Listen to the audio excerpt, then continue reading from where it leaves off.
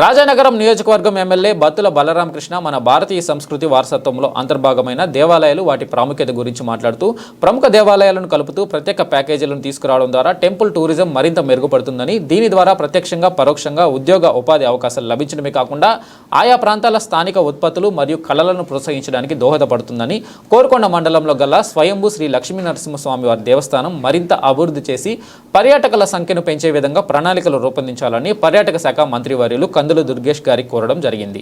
అలాగే 2027 సంవత్సరంలో రానున్న గోదావరి నది పుష్కరాలను పురస్కరించుకొని నదీ పరివాహక ప్రాంతాల సుందరీకరణ, భద్రతకు కావాల్సిన ప్రణాళికలు సిద్ధం చేసుకోవాల్సిన ఆవశ్యకత ఉందని ఈ సందర్భంగా తెలియజేశారు.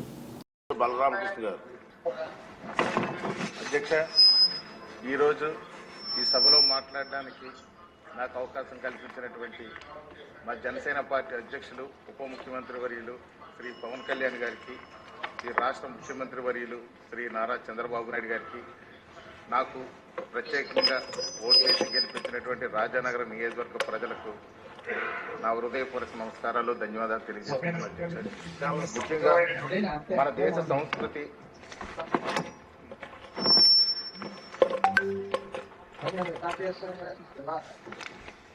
ముఖ్యంగా మన దేశ సంస్కృతి పర్యాటక రంగ అభివృద్ధి ఎంతగానో దోహదపడుతుంది అధ్యక్ష, అందులో సందేహం లేదు. పురాతన దేవాలయాలు శక్తివంతమైన ప్రదేశాలు, ఆధ్యాత్మిక కేంద్రాలు మాత్రమే కాకుండా ఆయా గోడలపై మరియు స్తంభాలపై చెక్కబడిన శిల్ప కళా ప్రదర్శన వల్ల శిల్పుల నైపుణ్యం, పూర్వీకుల చరిత్ర, జీవన శైలి, సాంస్కృతిక సాంప్రదాయాలు, పురాణ ఇతిహాసాల పట్ల సందర్శకులకు మరియు రాబోయే తరాలకు అవగాహన కల్పించే వారధిగా నిలుస్తాయి. కావున టెంపుల్ టూరిజం అభివృద్ధి చెందాల్సిన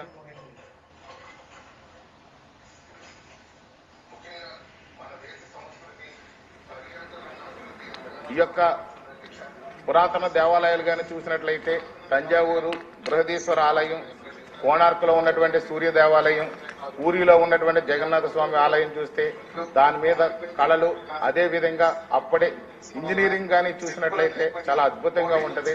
ఎప్పటికీ కూడా భావితరాలకు అందించే విధంగా ఉంటది.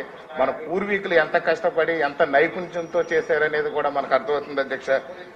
ఇప్పుడు కానీ చూసినట్లయితే ఈ పర్యాటక రంగం చాలా అభివృద్ధి చెందాల్సిన అవసరం ఉంది. 2027లో పుష్కరాలు కూడా ఉన్నాయి. దీని మీద ఈ పర్యాటక రంగం అభివృద్ధి చెందితే అక్కడ స్థానికంగా ఎక్కడైతే అభివృద్ధి చెందుతుందో అక్కడ స్థానికంగా తయారయ్యే కొన్ని వస్తువులు, వాళ్ళ చేతి వృత్తి వాళ్ళు చేసుకునే వస్తువులు కూడా గిరాకీ పెరుగుతుంది. అక్కడ ఉద్యోగ ఉపాధి అవకాశాలు దొరికితే అధ్యక్ష. అదేవిధంగా మన తమిళనాడులో చూస్తే టెంపుల్ టూరిజం ఎంతో అభివృద్ధి చెంది వాళ్ళకి ఎంతో ఆదాయాన్ని సమకూరుస్తుంది. అక్కడ స్థానికంగా డైరెక్ట్ గానీ ఇండైరెక్ట్ గానీ కూడా ఎంప్లాయ్మెంట్ అనేది దొరుకుతుంది.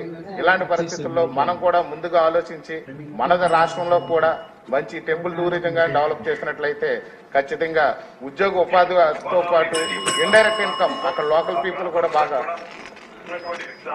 బాగా అభివృద్ధి చెందుతారని తెలియజేస్తారు.